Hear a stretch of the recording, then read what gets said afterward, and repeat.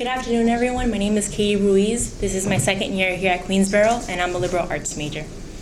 So I just want to thank Ms. Marissa for giving us the opportunity to learning more about the Holocaust, and CSTEP for informing me that this opportunity was available.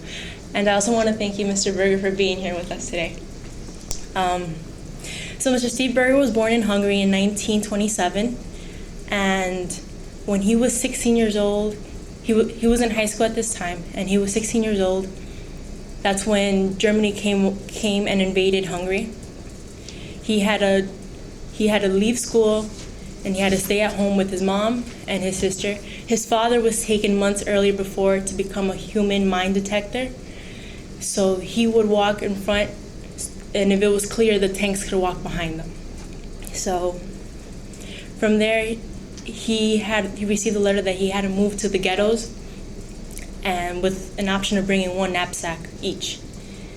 What I thought was pretty amazing that since he didn't go to school, he saved all of his books and he put them in a box and he buried it in the backyard, and he wanted them to wait for them until he returned to receive this book.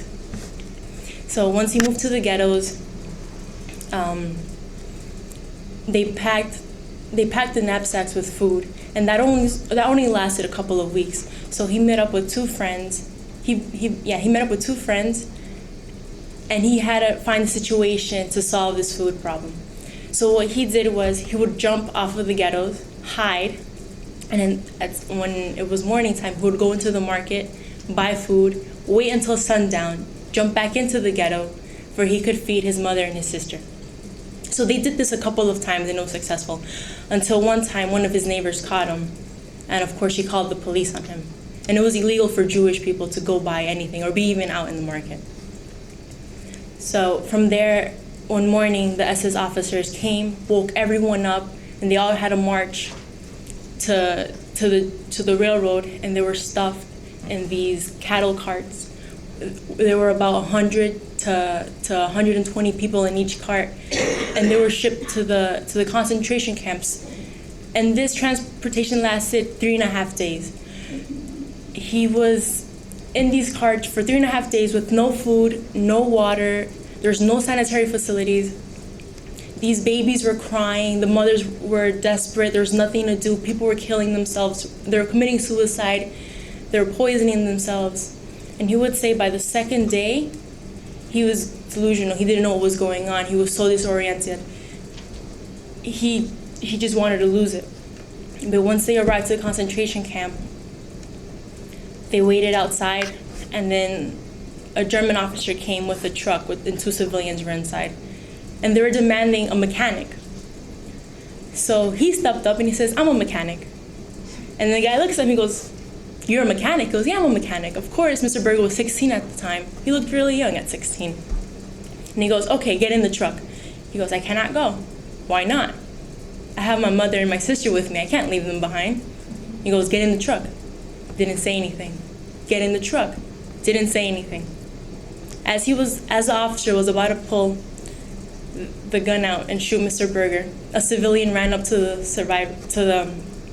the officer, whispered something in his ear, which made the officer change his idea and said, "Okay, get in the truck, bring your mom and your sister with you." So from there, he was sent to a labor camp. So he was sent to a labor camp in Strasshof, it's called Strasshof in Vienna, and he was working the machinery. He was doing all this precise work, and he told one of the officers, he goes, "I need glasses." He goes, "What do you mean you need glasses?" He goes, "I'm doing precision work here. I need glasses." So he said, "Okay, Stefan, I'll talk to the commanding officer to see what they could do for you." So finally, they allowed him to go into the city to Vienna to get glasses for him.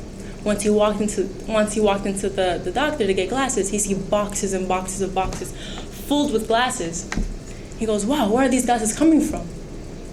And then the doctor told him, "These are the glasses from Auschwitz." He goes, "Auschwitz?" He's never heard of Auschwitz before. It was the first time he's ever heard of Auschwitz.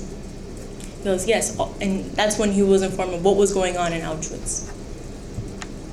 So finally, he went back to the camp. Then a couple of weeks later, there was a bombing in the commanding officer's villa. Great Britain has thrown bombs, but some of them didn't go off. So of course, they wanted Mr. Berger to go to their house and pick out these bombs. So he went to their house to pick out these bombs, and then he said that it was a lucky day for him. And I asked why. He goes, because when it came during lunchtime, everyone was eating their lunch. And the maid made me a sandwich. It was the first time I've had a sandwich in so long. He goes, food was so sacred there that you needed anything to eat in order to survive. So he goes, I was lucky. He goes, I had an extra day of life. Before I left back to the camp, I asked the maid, can you make me a sandwich for my mother and for my sister? Of course she made him a sandwich. And he obviously gave it to them. And I just think it's amazing how everyone has their specific stories and how one little detail or one little action gave you an extra day of life, or it could have been just out of luck.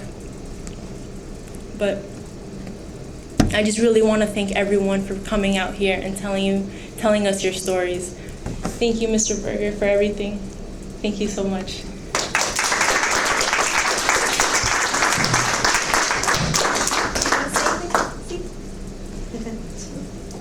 When I came to interview this young girl, I told my wife, there's a young girl, very intelligent, beautiful. Thank you. My wife is very understanding. She said, it's okay, but keep your mind on the subject, which I did.